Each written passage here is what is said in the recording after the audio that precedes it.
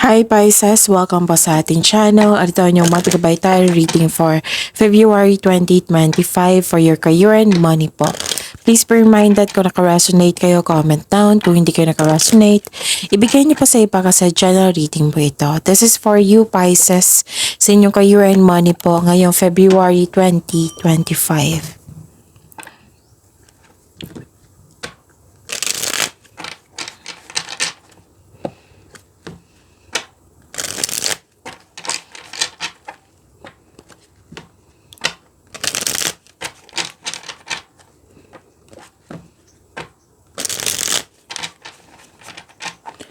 Para po ito sa inyo Pisces ngayong February 2025. So, yun. Maraming salamat po sa inyong suporta at maraming salamat din po sa mga hindi nag-skip ng ads. Gamitin ang reading na ito bilang kabayan lamang sa mga hindi pa nag-subscribe.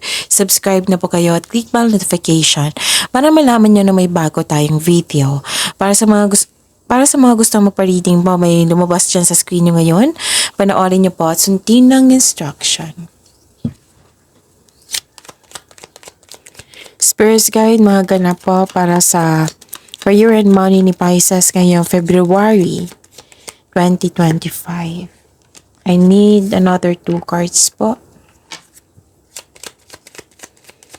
Para po kay Pisces.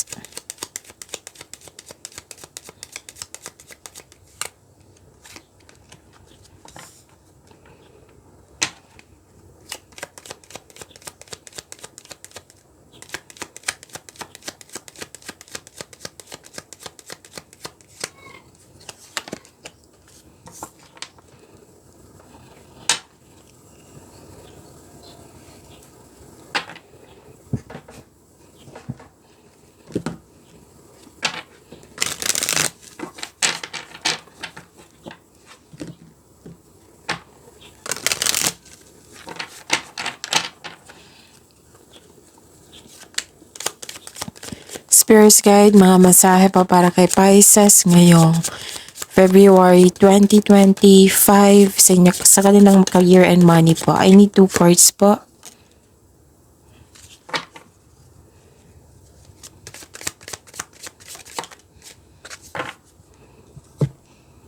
Okay. Pisces, sa inyong career and money po. Nakita ko dito na nagkaroon po ng desisyon, importanteng desisyon ngayong buwan na ito sa inyong career and money Pisces. At may ganap din regarding sa inyong passion. May importanteng ganap sa inyong passion.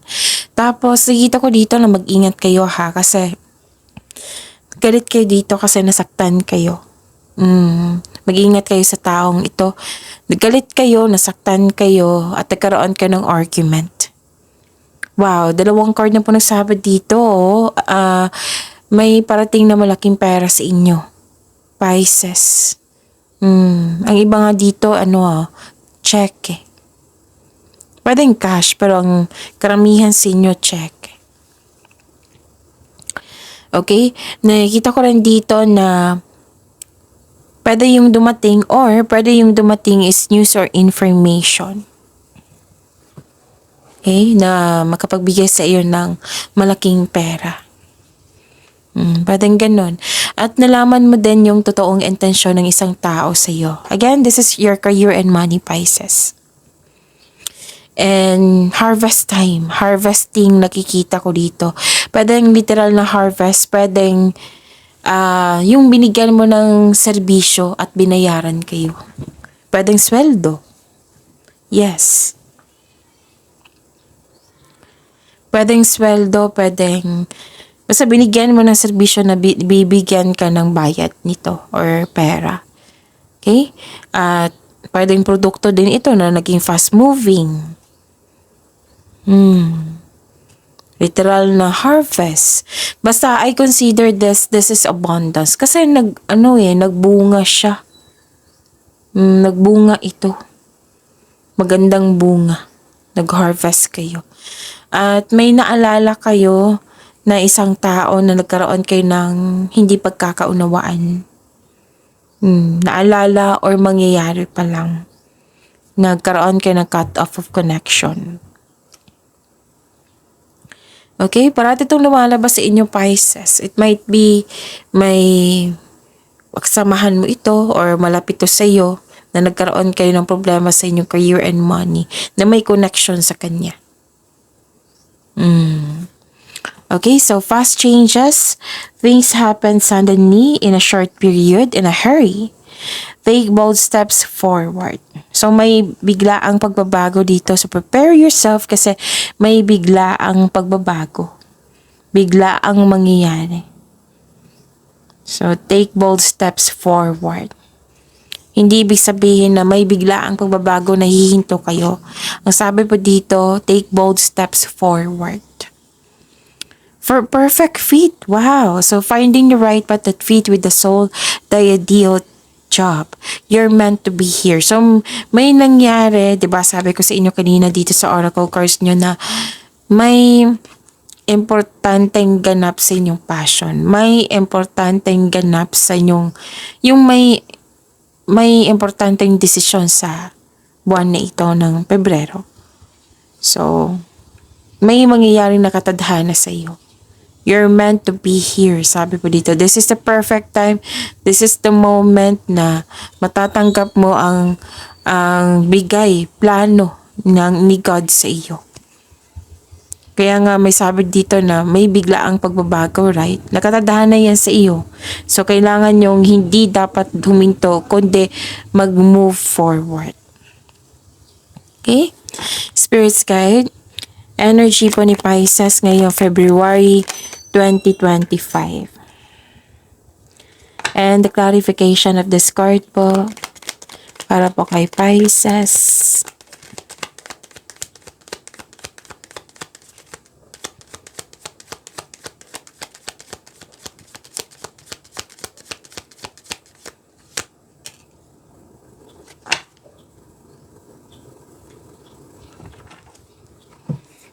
Okay.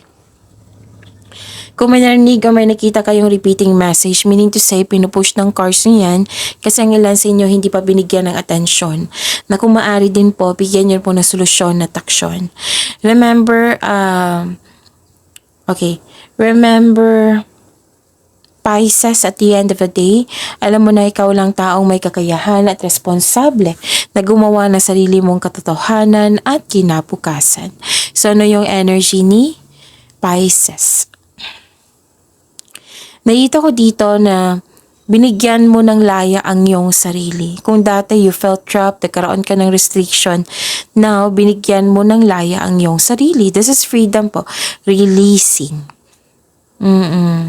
Maaaring magpahiwatig ikaw ay nasa proseso ng pagpalaya sa inyong sarili mula sa paghihigpit, kaya magpatuloy.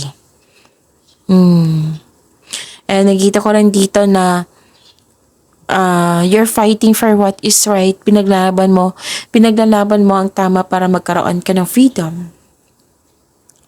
So, yung dumating na opportunity sa inyo, huwag nyo daw ipagpaliban. Kasi, pinagpaliban nyo or nagkaroon ng alinlangan, yung hesitation, para sumabak ng, yung bigyan ng aksyon.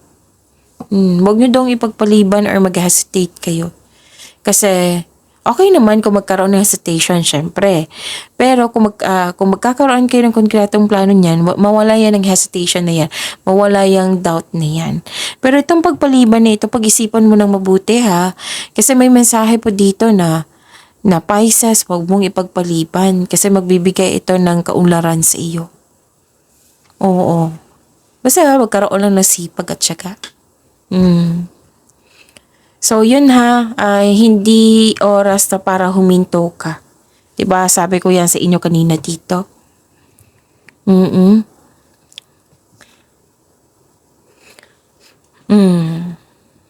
Yun ha, yung mga paalala lang card dito, huwag nyo ipagpaliban kung pwede po. Hindi po ngayon ang oras para huminto ka. Kailangan to move forward. Na lumabas talaga dito sa cards nyo. Kasi naka-meant to be yan eh. Itong pagbabago nito naka-meant to be, nakatadhana yan sa iyo. Okay? Yun. Now, you're fighting for what is right. Pinaglaban mo yung tama para magkaroon ka ng freedom. Ano pa? Nakita ko dito na nagkaroon po ng okay. Na-disappoint kayo sa delay. Pwedeng delay sa paggawa ng desisyon kasi may tutol. Pwedeng delay kasi nagkaroon ng hesitation. Dalawang card na nagsabi niyan. Delay na nagkaroon ng hesitation. Oo. Delay sa paggawa ng aksyon kasi nagkaroon ng hesitation. Okay? Delay kasi may tutol sa inyong desisyon. It may be frustrating. Lalo na delay sa disconnection sa isang tao. Kasi may lumabas din dito sa oracle nyo at lumabas din siya dito sa tarot cards nyo. So, na-distract kayo sa disconnection sa isang tao. It might be frustrating or disappointing pero kailangan mo itong pagdaanan kasi nakatadhana to sa iyo na magkakaroon siya ng learning journey. Dito ka magiging mas matured pa. So, ang kailangan po dito ngayon ay be still flexible and patient is what required at this time. Yan yung kailangan po ngayon. Okay? So, yun.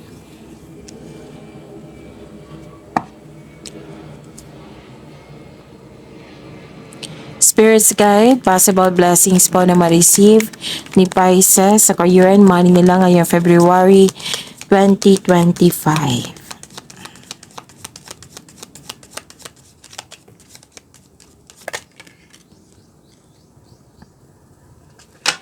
And the clarification of this card po.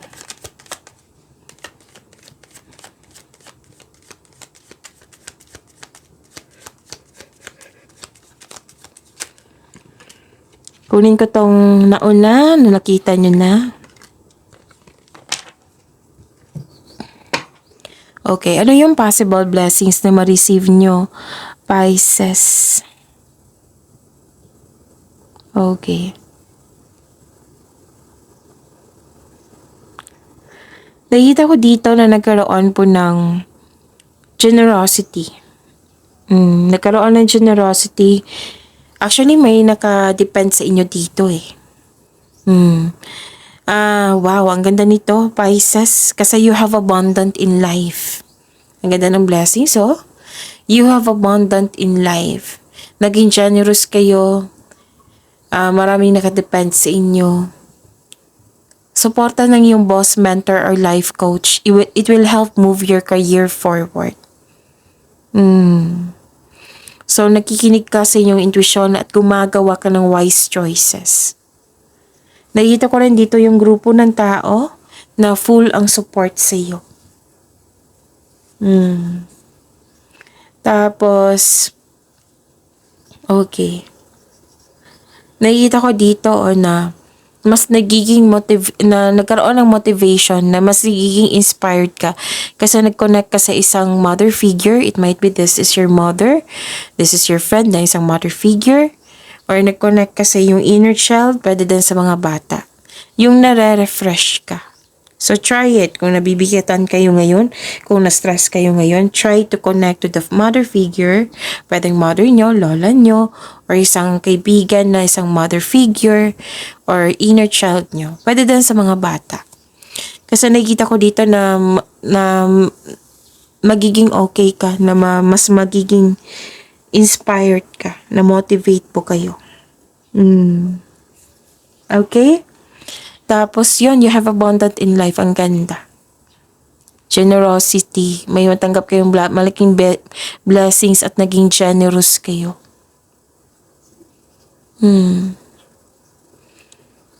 Okay. So you have abundant in life. Claim niyo po ito. Pisces, ano ba?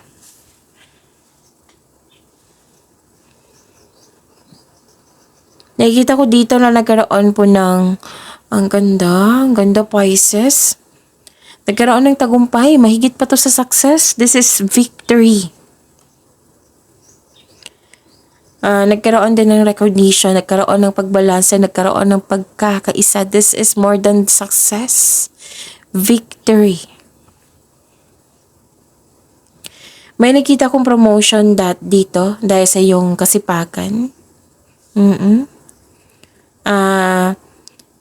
Nakita ko rin dito na may financial growth after a period of struggle. Diba? Ang ganda. Your discipline and hard work are paying off. So, enjoy this moment.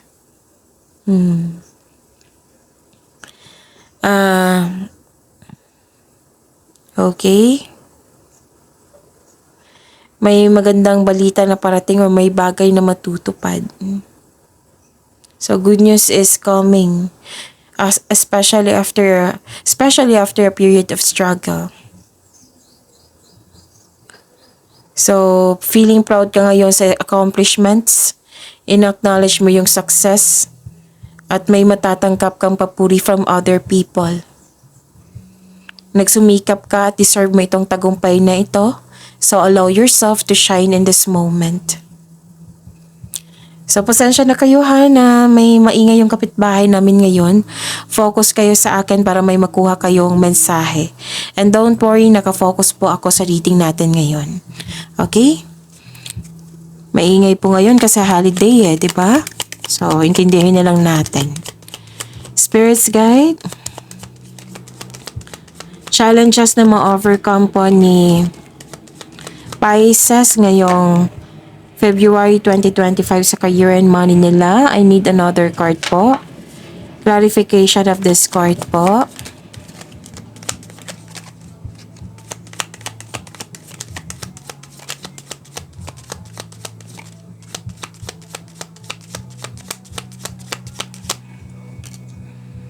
Okay. Maraming salamat po sa patuloy na tiwala, suporta sa ating channel. At maraming salamat din po sa mga hindi nag-skip ng ads. Nakikita ko dito na, wow, this is Money Luck, L-U-C-K, Pisces. Ang ganda, ang dami namang blessings. Wow, pagyamanin niyo po to Pisces ha. So this card brings money luck. Yung mensahe po is money luck, L-U-C-K. This card may also indicate that you're healing from money or job loss. Para sa mga negosyante, you may be guided to begin a new business or you have a hidden talent that you can put to good use. So this is awards and fame also. You're healing from the past and feeling hopeful for the future. So all your dreams are coming true. So may pag-asa kang madama ha, maging positibo at gumawa ng paraan. So this card offers hope and guidance po. Kung nahihirapan ka ngayon, have faith that your luck, L-U-C-K, is about to change for the better. Okay? Guarded ka na dito, tahimik ka, pero guarded ka. Guarded ka na yung pinoprotektahan mo yung sarili mo na hindi ka masaktan. Guarded ka. Nagkiakalma ka pero nakikinig ka sa iyong paligid. So take time at magkaroon ng matibay na plano bago pumasok sa career and negosyo. Oo, kasi may nakita ko ditong parang natatakot ka mag-decide or may iniiwasan mo magkaroon ng failure sa financial choices mo na magkaroon ng negative outcomes. Yan yung iniiwasan nyo. Oo, it might be nagkaroon ng delay ng dahil sa ganyan na nahihirapan ka sa paggawa ng desisyon. Nabibigatan ka or sinisiguro mo talaga na tama to, na hindi siya magkakamali. Ganun. So, this card ask you na don't hesitate too long. Listen to your intuition. Makinig sa inyong intuition kasi ang intuition yan yung matutulong sa inyo kung ano yung next action mo. Siya yung magtuturo sa right path patungo sa success. Okay? So, yun. Balance sa choices ng buhay. Nag-iisip ka muna bago magdesisyon para hindi na maulit yung pagkakamali mo dati. So, ask for help kung nahihirapan ka. Pero the best kung ikaw mismo yung mag-resolve nito. Makinig lang talaga sa inyong intuition. Kung hindi nyo alam kung paano makinig sa inyong intuition, i-search nyo po sa Google on how to connect to your intuition para... kasi maraming dahilan ito. Maraming paraan ito. Yan. So, yan. Don't hesitate too long. Okay? Paalala ng card nyo po. Pagyamanin nyo po yung blessings na binigay sa inyo Paisa, see you tomorrow. Please like, subscribe, and click bell button for notification para updated po kayo sa daily tarot reading natin. Maraming salamat po.